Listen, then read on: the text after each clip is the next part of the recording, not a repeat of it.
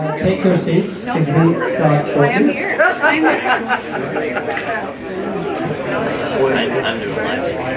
Let's do it 1 to 2 minutes. So we start. Mr. Robert from Microsoft. And share a few words. Sure.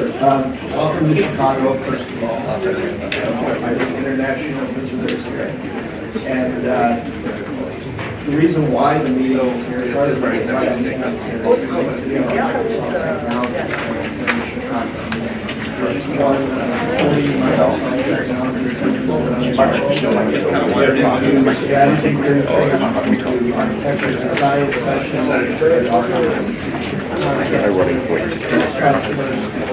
and my role is an MTC architect, primarily focused on data and AI, but I also do business discovery with my clients. Oftentimes blockchain does come up. Many times it comes up as far as what is this thing and how might I use it, and is it practical at this time, and should we get started on initiatives in this area. I liken what's happening to blockchain now to what you typically see with any new technology, where you go through an early adopter phase and eventually it enters the mainstream. Oftentimes when you go through the early adopter stage, you reach a point where there's a lot of skepticism about the underlying technology. You're starting to see some articles about that right now, but that's a natural transition. And there's definitely some solid use cases. What we see here in Chicago in terms of the kinds of clients that come through is a very diverse audience. We have financial services customers, we have healthcare providers, we have folks who are doing pharmaceutical research, building medical devices, manufacturers. We have a lot of interest in IoT these days, Internet of Things. So it runs the full gamut in terms of the industries. All of them express a need to secure the transmission of that data and information, and so blockchain inevitably comes up as part of that discussion, where there's data movement and the need to actually make sure that the data isn't tampered with. So I think the future is bright for blockchain.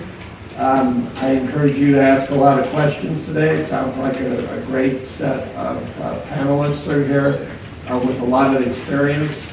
And welcome again.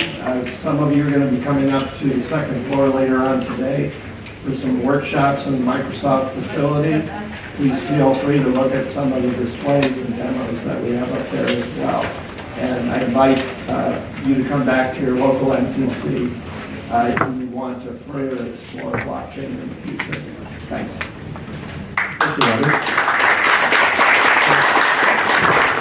So, reminder, we have a workshop that starts at 3:30 p.m. and we have additional 150 people joining us for this workshop. So it's on second floor, level 2, second floor. And I want to give Paul Melinda up on the stage to share the founder of Future of Humanity to share the videos. Thank you. Let's start by giving Melinda a round of applause for putting this together. It seems like it's going to be a really amazing day, and there's a lot of incredible speakers. I come from a little bit different perspective. I have a foundation that's called the Future for Humanity, and I work with the United Nations Sustainable Development Goals and the Global Goals. And I see emerging technology, and especially blockchain, as the promise for what we have for the future of humanity. I'm really all about getting behind these things that we all need for humanity, so that we know we're on a planet, but so we actually are here on the planet with the planet. And so I'm here, this looks like a lot of different things, but one of the main things I have is a network television show that's showcasing these types of projects, emerging technology projects that have solutions that want to work towards the sustainable development goals. And if you don't know what that is, it's fine. That's why I'm here today.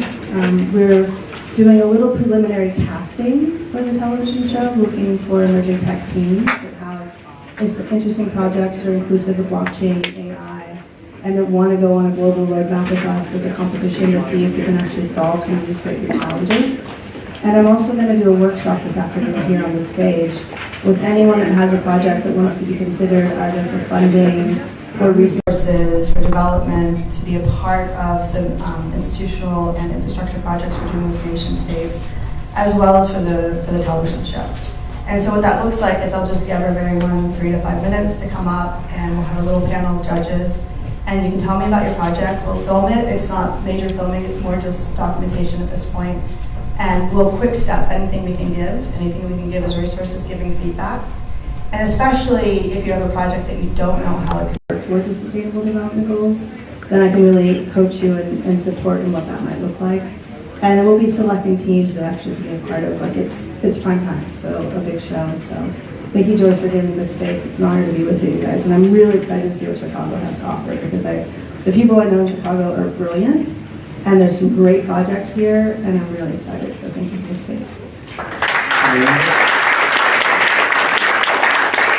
want to call Laura Ortega, the Director of Chamber of Commerce, the Illinois Chamber of Commerce. Chamber of Commerce is one of the biggest partners of International Blockchain Congress and Innovation and Development Foundation. And one more time, the Congress is an initiative of Innovation and Development Foundation, and we're going to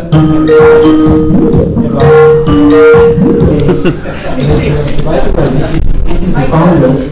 This is the founder. This is the founder of IDF, George Rashadze, who got stuck in Poland, and he will do a live 15-minute keynote from Poland. But after.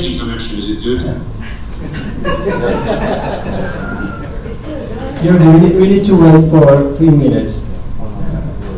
So Laura, please. I'll let you know when you're on screen. Thank you, George. And it's a pleasure to be here and partner with you again this year. And congratulations on putting another excellent conference in 2018. We hope we can repeat, on 2019, and hopefully have the International Blockchain Congress here in Chicago is a platform, as an international platform where we can address, discuss, and be more informed about what blockchain technology is going to do in altering the way that we do business and really the way that we live, as you said before. As the Director of International Trade for the Illinois Chamber of Commerce, this is of utmost importance to us, not just as an organization, but also because we represent the interests of the business community. And the business community is absolutely crucial in adopting these technologies, and therefore having the outcome of altering behavior, at a greater social level. The Chamber of Commerce is really a policy-driven organization. We work with stakeholders and federal, state, and local officials trying to inform and promote policies and regulations that affect businesses and they somehow are conducive or more conducive to competitiveness and economic growth for businesses. And this, again, is absolutely fundamental for us to be aware of what's going on, what are the technologies that businesses are adapting, and how we can inform better our representative in order to have a framework of laws and policies that reflect what are the needs and the concerns of the business community, especially in Illinois, to be competitive and have more revenue, more job, and put Illinois on the map at a global level. Because technology, what it's doing is making global local. So thank you so much. Thank you for having me again. And I'm here for any questions that anybody may have and how we can help companies and tech in Illinois. Thank you. Thank you.